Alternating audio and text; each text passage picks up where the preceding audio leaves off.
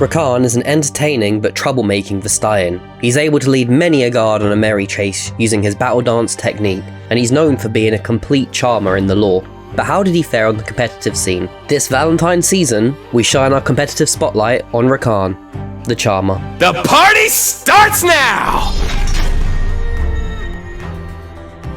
Rakan burst onto the scene in patch 7.8 and was live for the latter part of the summer splits, and even though he missed over half the season, he still managed to rise to a massive 25% pick rate. All of this accumulated into a huge 71% presence in his first Majestic World season. This number was certainly bolstered with help from his partner Xayah, who is in over 80% of games that Worlds. When Rakan was locked in, Xayah was often picked up by the other team to prevent the longer engage, the better shield, the extra damage, and a couple of other bonuses that they received. And when they were together, the threat was intense. Together, they boasted a win ratio over 70%. The Rakan shield range to Grand Entrance is still one of the strongest and longest engages in the game, especially with Knockup being Unbreakable CC, a hugely powerful support champion. Rakan's huge influence is even more impressive when you consider the landscape for supports in Season 7. Firstly, this was the season of Ardent Censer. This item was literally pick or lose, and it shook the meta to the extent that even Alistar fell down the popularity rating, let alone have any opportunity to win, with the Mad Cow sitting at just 25% win ratio. Rakan could, of course, make use of Ardent. His E-shield followed by W lockdown meant that you could buff your ADC's on-hit damage and then hold the enemy in place so the ADC could make the use of the buff. This meant Rakan was nearly as valued in Season 7 as Lulu was. Moreover, some of the support item options were new to the season. And with great items like Talisman of the Ascension, which is basically Australia's, being tied to your support item, you could build a champion with many actives. Whilst player agency isn't something I intend to explore in this video, a support could realistically bring movement speed buffs, the Locket shield, the redemption shielding, Randuin's area control, Zeke's damage buff, and maybe Mikhail's CC cleanse. They could even bring a personal speed buff through Righteous Glory. Supports could do so much, and Rakan's playstyle meant he wanted all of it.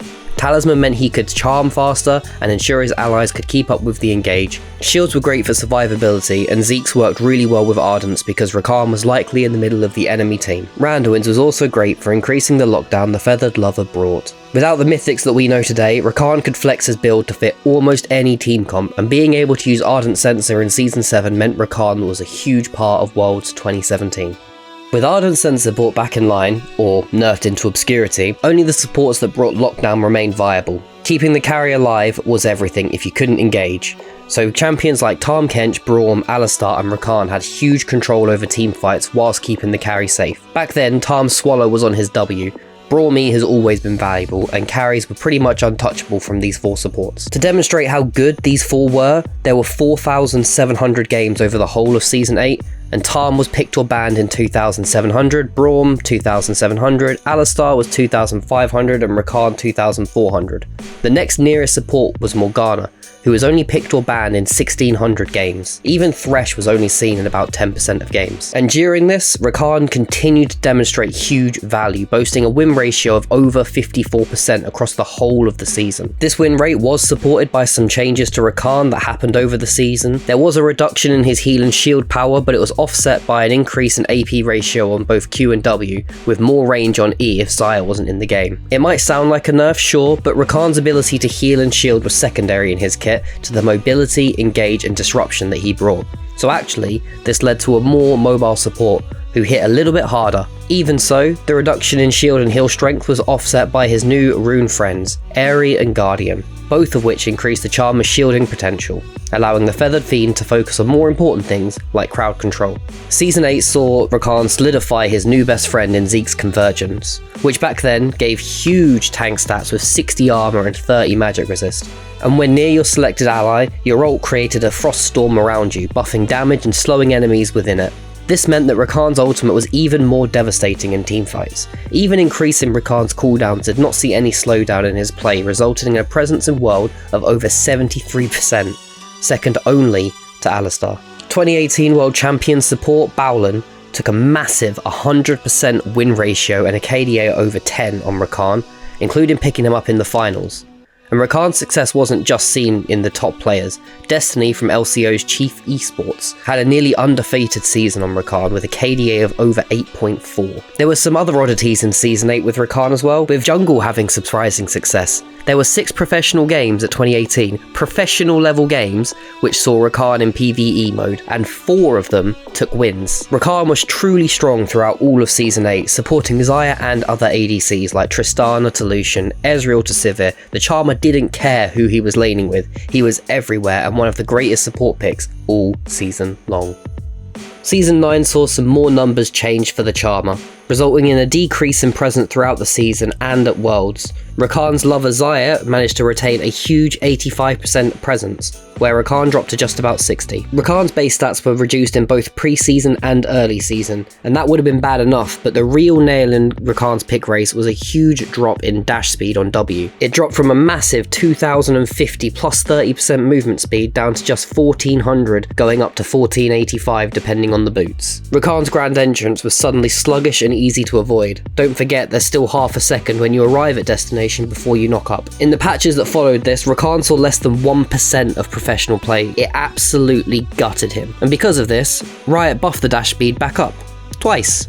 And then they buffed the base stats, some even higher than they'd previously been. Although Grand Entrance's speed never returned to over 2000, it was back to 1700 plus the boots bonus, and this gave Rakan an 100% presence for one patch. That didn't last though, because Yuumi showed up to shake up the support meta once again, which pulled Rakan back in line. With the meta bouncing back and forth during the summer, Worlds 2019 settled on top support picks like Nautilus, Rakan and Thresh, all able to deal with Yuumi and stop her getting too much after her nerfs. This was a meta where being out of position was a huge issue, and that's why so many playmaking supports were successful.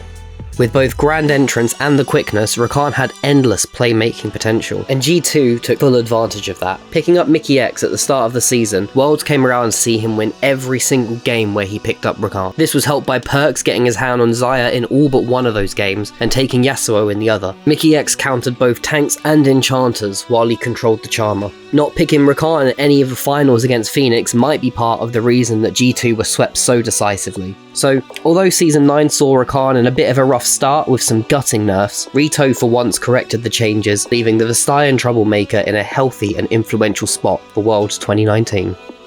Another change to support items started off Season 10, and it gave Rakan easier access to farming on Relic Shield. With numbers pulled away from his enchanter stats during the previous years, a tanky utility support was a perfect build path for Rakan. Still relying on the crutch of Zeke's convergence and picking up Shirelia's meant that Rakan could get in, increase the team damage and get out, leaning heavily into his lore-based dancing mobility.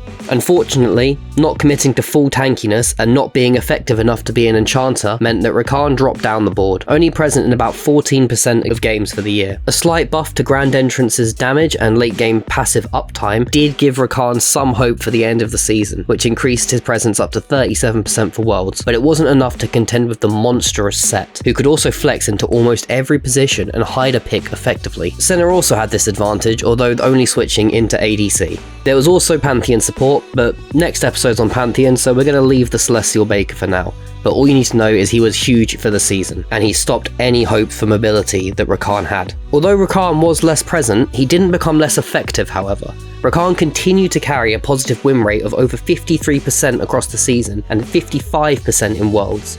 Rakan had stepped a little bit out of the spotlight, but remained very relevant and very powerful. The late season buffs certainly kept him relevant for the world stage in 2020. Rakan took no buffs or nerfs through all of Season 11, but that didn't stop the landscape around him from changing. The role of playmaker was becoming a more and more contested role, and with Rel now on the scene, Rakan had very stiff competition. Rel could engage in a similar fashion but with less counterplay, had more tanky stats, and brought her own movement speed and ultimate that could perfectly control teamfights. Moreover, Rakan's best friend Zeke's convergence took a substantial nerf, which ultimately gave it less stats that Rakan wanted and it cost more. Even more important than that though, the ADC meta had changed a whole bunch. With Kaisa bringing her own shield and stealth, Tristana having a rocket jump, and Varus being so far out of the fight he was untouchable, protecting the ADC was slightly less important. And so Rakan often found himself without an ally to dance with, and Xayah had really fallen out of favour. On top of all this, Rakan couldn't support the new queen of bot lane, fasting Senna. Champions like Set and Nautilus brought good enough wave clear and pressure to allow Senna to ignore the wave entirely and poke enemies down, but Rakan just couldn't do that. However, Rakan did claw his way back to relevance in the lead up to Worlds with a nerf on the King of Support's Thresh, who was now less able to flay. Xayah also received a buff on her ult cooldown, but it wasn't particularly relevant because Rakan was too busy supporting the top tier carries significantly more than his Feathered Flame. Rakan finally had an interesting flex pick as well, taking Predator. When a team comp focused more on getting the mid or the jungle ahead, Rakan was able to be even more mobile and help snowball carries that were away from bot lane. So Rakan was certainly falling out of favour, but he maintained a win rate of 55% throughout the whole season, and therefore was still pretty strong in 2021. However, with power creep and every new champion having a dash, Rakan's entrance was becoming less grand, and he was definitely less impactful than he had been in previous years. So, when we look at Rakan under a competitive spotlight, overall his presence is slowly on the decline. With quite a specific function on teams, other supports are starting to outclass him. Alistar is a notable exception of this, especially after the change with his E and passive. However, irrelevant of total presence, Rakan has always maintained a massive win ratio, and has been important for every single Worlds he's been there for. So far in Season 12, his presence has been pretty average at about 30%, but for the first time his win ratio is actually below 50%. Still having to pick between Shuralias and Locket is a real challenge for Rakan. However, having access to items like Chempuff Purifier is doing him well. It'll be interesting to see how that progresses over the rest of Season 12. With all that said, what would you want changed in Rakan? I'd like to see more focus put into the dancer side of his lore. I'm not really sure how that looks since he's such a reliable and unique champion already, but I'd love to hear what you guys think. And who do you think the competitive spotlight should shine upon next? Let me know in the comments below. And with all that said, I'll see you next time.